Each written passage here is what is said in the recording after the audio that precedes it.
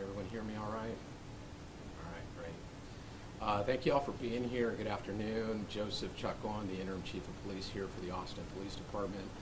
I'm going to be going through a lot of talking points here to highlight, obviously, what happened this morning. This is one of the more significant incidents that we've ever ever had happen in our city. I think it's good that we take the time to really look at everything that's going on and what the steps forward are. So I'm going to start by kind of recapping the events that happened this morning. That happened today, Saturday, June the 12th. Our first 911 call was received at 1:24 a.m. and were followed by multiple 911 calls in which we had reports of shots being fired in the 400 block of East 6th Street, very near the corner actually of 4th and Trinity. There was a large crowd of people that were there at that time. This was Friday night in our downtown entertainment district. It is always busy at that time. We are back to our normal size crowds that we were seeing before COVID hit. And in addition, we have the Rot Rally in town. And I can tell you that we do not think that this incident is in any way related to the Rot Rally. Okay, so I want to make that very clear. As shots rang out, we had officers actually in that block. And so as the shots began to ring out, they immediately jumped into action and responded. Let me talk first about the victims. So the number of victims has actually increased to 14. We had an additional victim that, after I had given my initial press conference, self-transported for medical care and is in stable condition and it is not life-threatening injuries. So we have 2 victims that remain in critical condition, and then we have 12 victims that right now are in stable condition. Almost all of those victims are innocent bystanders. They are not involved in this, that to our knowledge at this point, and I say almost all of them, and I'll talk about that here in just a moment. These are the ones we know about right now, and we're not even 12 hours into this investigation, so please understand everything that I tell you right now is preliminary. The information may change based on our investigation, but I think that when you have something of this magnitude happen, I need to be in front of the public early and often, giving as much information as I can. I want to express our heartfelt commitment to the victims. In this case, we will seek justice. We're going to get the people responsible into custody. I realize when we have an incident of this magnitude that happens in our city, even if you weren't there, if you're a citizen here, you feel it.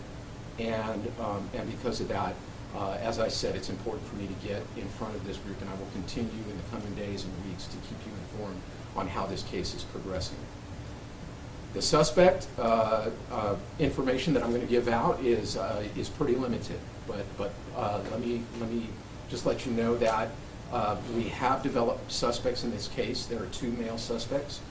I'm not going to release any further information because the investigation is very much ongoing, and we are actively working to get them into custody. I will say that I feel that we are going to be successful in getting them into custody. So we're actively working on that part. This investigation involves multiple local and federal agencies. The Austin Police Department is the lead agency in this. We're being assisted by Texas DPS, as well as by the FBI and our partners at the ATF, because guns were involved in this. This does appear to be an isolated incident between 2 parties. So that's why I say that most of the victims were innocent bystanders, but we're still sorting out all of the victims to see what their involvement is in this case. We're reviewing multiple sources of video. Our officers have their body-worn cameras. We have the public safety Halo camera system, which we've had for a number of years, which did capture parts of this incident. And of course, the local businesses themselves have security footage that we are reviewing for evidence. In reviewing all of this video, it has become very clear to me that our officers were just amazing this morning in the actions that they took, how quickly they took them, and the fact that I truly believe that they saved lives. We had 14 people that were shot, okay? And none of them to this point have lost their life. I'm extremely grateful for that, but I want to highlight that I truly believe it was our officers' quick actions that are largely responsible for that. As I said earlier, they were on scene within seconds and quickly identified several shooting victims that were in distress. They began immediate life-saving measures. They carry on their persons two things, an IFAC, which is an acronym for an individual first aid kit, and a tourniquet. And I've seen video already of them running to the victims within seconds, pulling out their tourniquets and beginning to apply tourniquets on gunshot victims. They applied those first aid kit, the things that are in there, and they were conducting CPR on some. As EMS made their way through the large crowds, officers did not want to delay care, and they actually began carrying victims from the immediate crime scene, and in some cases they transported those victims in their police vehicles so not to delay that care. It was clear as people were running out of that scene, our officers were running in, and I don't want that to be lost on people because they are there to ensure the safety of our citizens and to provide that medical care that was crucial in saving lives. Ultimately, our officers transported 6 victims from the scene. EMS transported 4 victims, and 4 victims transported themselves for medical care. I stated earlier, I'll restate, those are preliminary numbers right now. They may change, including going down if we find out that any of that information is incorrect. I want to talk a little bit about safety downtown, okay? It is one of our paramount things that we put a lot of resources into, including our staffing. Last night I had 5 shifts of officers that were working when this happened. That is not unusual, and we staff them fully.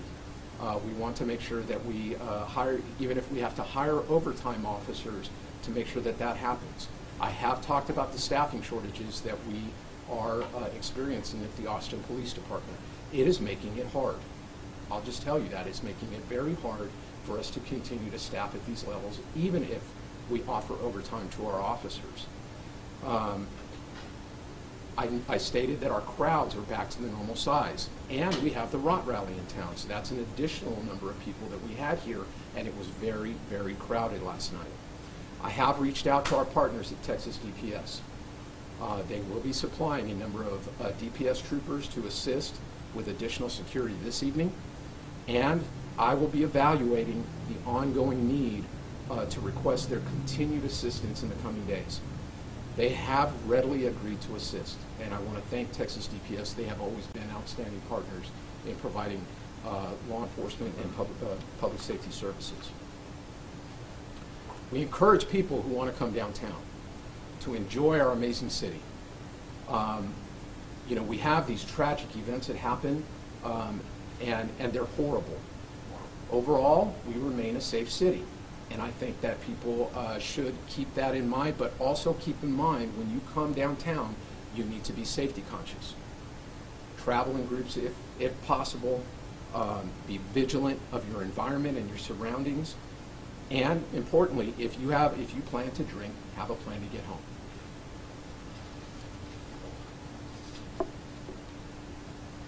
I stated we're not even 12 hours into this investigation yet. There's still a lot of work to do. I want to ask the public to please contact us if they have information on this horrible crime. If you either witnessed this event or you have information that would be good for our investigators to know, I'm asking you to call one of 2 numbers. Either call directly to 911 so that you can provide it, or if you want to remain anonymous, you can call the Crime Stoppers tip line at 512-472-TIPS. You can remain anonymous if you call that tip line. If you have video from this incident, it's important that we get our hands on that video. Finally, I just want to assure the public we're going to solve this case. And we are not going to spare any resources, any time, We've called in all of our resources this morning to begin working on it. They are dedicated to getting this done, and we are actively working to get those responsible into custody. I'll go ahead and take some questions. Taking into account how many people got shot, do we know how many shots were fired? We do not. That is something that is being investigated based on the video evidence, based on the number of casings that we can recover, and then also taking into account it's a very chaotic scene. So that will be something that will be determined in the coming days. Do we know what originated? Was it a fight first and then the shots were fired? Based on our investigation, it appears that this is some type of a disturbance between two different parties.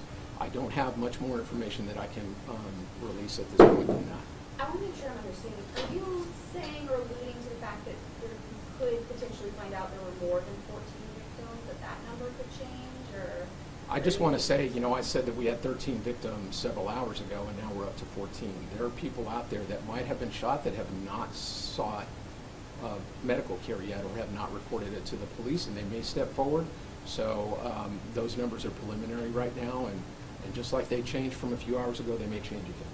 With staffing, you mentioned that you had 5 shifts, and that they were all fully staffed, if I'm not mistaken, but you said there's still staffing issues across board to get those. What staff requirements do you guys really have that are just going forward, especially after an incident like last night? So the tough thing for staffing, and we've been talking about this for a while, is the number of vacancies, and then the delay of our cadet class has made those vacancies go up at a pretty significant rate. And the start of our cadet class last week was, or this week I guess still, was very important to turn the tide on that and to change that, but it's going to take some time. And so in the meantime, we've had to make some very tough staffing reallocations and some difficult decisions, and we ask a lot of our officers in giving their time off to come back in and work overtime. And right now, as just like any other time, it's tough to ask our officers that have already been asked so much of. So I cannot highlight strongly enough, that our officers step up every single day and do the things that are necessary to keep this public safe. They did it this morning, and they do it. I mean, these cases, not on this kind of a scale, they happen almost every weekend. So we're going to keep on doing that. We're going to keep keeping the community safe. Did we see shortages in other parts of town where calls weren't able to be answered for a while because everybody flocked to downtown? That's what we're examining right now. We continue to base our staffing model based on how quickly we can respond to our priority calls, and we are slowing down because we have fewer officers. So that is an issue, and it's what we're working on. Chief Chacon, we're live with Univision. Can you say something in Spanish to our audience so they can hear what's going on? Sí, este incidente pasó en la mañana, 1:24 en la mañana hoy. Hay 14 víctimas de balazos que están en el hospital. Nosotros estamos haciendo la investigación para agarrar a las personas que están responsables para este crimen, y los directivos están trabajando duro para hacer eso. ¿Cuántos sospechosos hay, Chief? Hay dos sospechos. Can you tell us about the tourniquet and life-saving measure training that officers get that they were able to apply last night? Certainly. What I will do in the coming hours and days is go ahead and provide one of my trainers from our police academy. All of our brand new officers in the academy get the tourniquet and IFAC training, and then they are issued that equipment. Early this morning, with everything that happened, all of our officers' equipment was exhausted. We used it all. And so we came back in. I had my personnel responsible for supplying that come back in this morning and resupply our officers so they're ready to go for tonight. But that just goes to show, and I will have that person available to be able to talk about exactly what that training looks like. What sort of charges can a suspect face? That is going to depend on the nature of the injuries ultimately. Certainly we might be looking at everything from deadly conduct up to attempted murder. So all of that is being discussed with the DA's office, and we're working with DA Garza's team on the appropriate charges. Were Chief, ambulances having a tough time getting downtown? Were ambulances having a tough time getting downtown? If so, is that just because of traffic, or do they have staffing shortages that you're aware of? I don't want to talk to the staffing of EMS. I'll let them do that, but I will tell you that we had significant crowds there last night or this morning, which is not unusual for a Friday night in downtown Austin. And trying to make your way through crowds, especially crowds that are panicked, like this crowd was, can be difficult for the large EMS buses as they're trying to get down there. And so that's why our officers kind of had to take some of the actions that they had. Chief, Bueno, Telemundo Nacional, dos preguntitas nada más. Pregunta número uno, ¿qué fue lo que pasó anoche? Pregunta número dos, ¿qué tan importante fueron las maneras de sus oficiales que salvaron vidas al meter a esas víctimas en sus unidades y llevarlas hacia el hospital? ¿Qué pasó en la mañana hoy? Es un pleito entre dos personas que pasó en la calle 6 y uno o dos de las personas están tirando balazos al otro. Hay mucha gente que tienen heridos de esos balazos. La mejor parte de esa gente son inocentes, no estaban metidos en el pleito. Los oficiales que están allí inmediatamente fue a ayudar a las personas que estaban heridos. En veces usaron sus vehículos para mover los víctimas del lugar del incidente al hospital. ¿Qué tan importante es haber... Un momento, sí, señor. Sí, Chief. Había 14 heridos. Entonces, ¿usted cree que los que hicieron los disparos estaban buscando intencionalmente herir a tanta gente, o es que había tanta gente que los disparos hirieron a mucho? ¿Qué cree usted en su experiencia? Yo no tengo información ahora que las personas que están haciendo los balazos intencionalmente están con los víctimas, nomás entre los dos. Historically, Yes. What more can you tell us about the suspect in awareness? We're working on that right now. There's not a lot more than I can offer right now. Historically, you've seen mounted. Just one moment. Historically, you've seen mounted and like full police on that part of 6th Street, but last night didn't see that. Can you talk about some of the changes that we've seen in those sections? So those units continue to exist. They just didn't happen to be in that area at that moment when this happened, but they're still very much a part of the Austin Police Department. The victims, would you say that the suspects had shot? Were they aiming for those victims, or did they just aim away the gunfire? What can you talk about that? I don't have any information right now that the victims were intentionally targeted. It appears that they do appear to be innocent bystanders, but that's still part of that ongoing investigation that we'll have to figure out. You had said you believe most of the victims were innocent bystanders, or all? So that is the part that I'm just talking about, where I believe that most are innocent bystanders, but as we conduct those the interviews with the victims, we'll have to figure out what if any involvement they might have had. And then you said 2 suspects. Do you believe both were shooters? That is still under investigation right now. Yeah, I was wondering if you think shots came from either side of those two groups, or if you're not able to say. Right now, I'm not able to say. Can I ask, are there any safety protocols in place after we had the big South by Southwest, driving into the crowd, that might be in place after that helped last night, or that? We have had the safety barricades in place for a number of years, pretty much as far back as I can remember, having worked here at the Austin Police Department.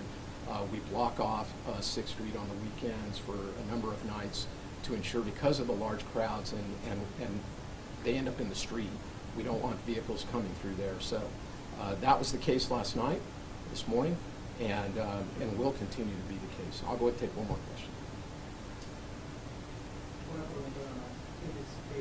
¿Qué van a hacer para prevenir algo así esta noche? Número uno. Número dos, el video. Si hay gente latina que tiene video, ¿qué es lo que le está pidiendo usted a esa gente? Okay, primero la video. Si tienes video, por favor, llame al 911 o hay un tip line de parada de crimen. Y si llamas ese tip line, usted puede quedar anonymous. Para esta noche y en el futuro, vamos a, primero esta noche, vamos a hacemos una pregunta a la Texas DPS para ayuda y van a ayudar en esta noche y es posible también en los días y también en las semanas en el futuro. Okay, thank you all very much. Thank you.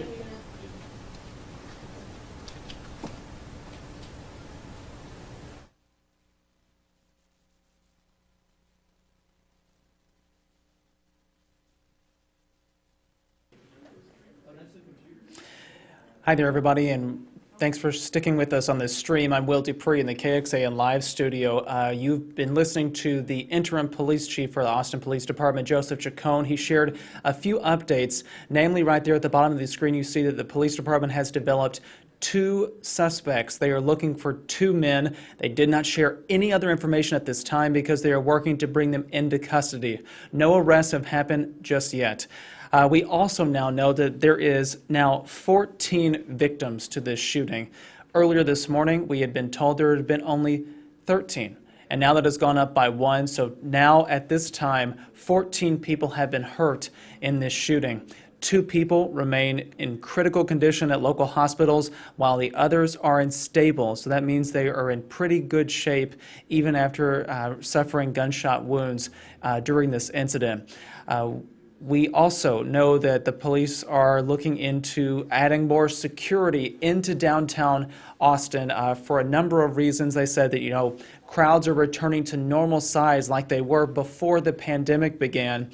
And that has been seen if you have been out and about at all in downtown Austin. Additionally, the Rot Rally, the big motorcycle event, is in town as well. The police do not believe the shooting is related to that in any way. The chief wanted to make sure that he pointed that out at the beginning of the news conference. But he also said that he has asked the Department of Public Safety to send extra state troopers down to the downtown area in Austin to provide additional security. That will happen tonight. And the interim police chief said that he may request that more in the future, since they are dealing with some staffing issues, which is not any new information for us here in this community.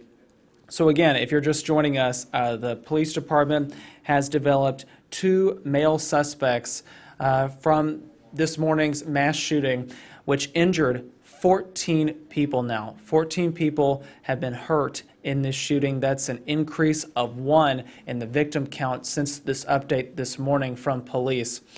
We are working to provide even more information on this. We are staying on top of it. We have a number of reporters who are covering this today and tracking the latest information and sharing it out there. So I'll ask you to stick with us throughout the day and throughout the night as more information is shared. The police are not releasing much more information about those 2 suspects. If and when they do, we will be putting that out to all of you. We might be getting pictures at some point. We do not know at this time. So that is where we stand. But right now, police are looking to arrest 2 men suspected in this shooting that injured 14 people. 2 people remain in critical condition at this time. We thank you again for watching our live stream. I'm Will Dupree here in the KXAN live studio. Thank you all for watching yet again. More updates are available online and on our mobile app, so please download it if you've not done so already. Thanks again for watching. We'll see you back here at another time. Please, everybody, stay safe and healthy out there, and take care.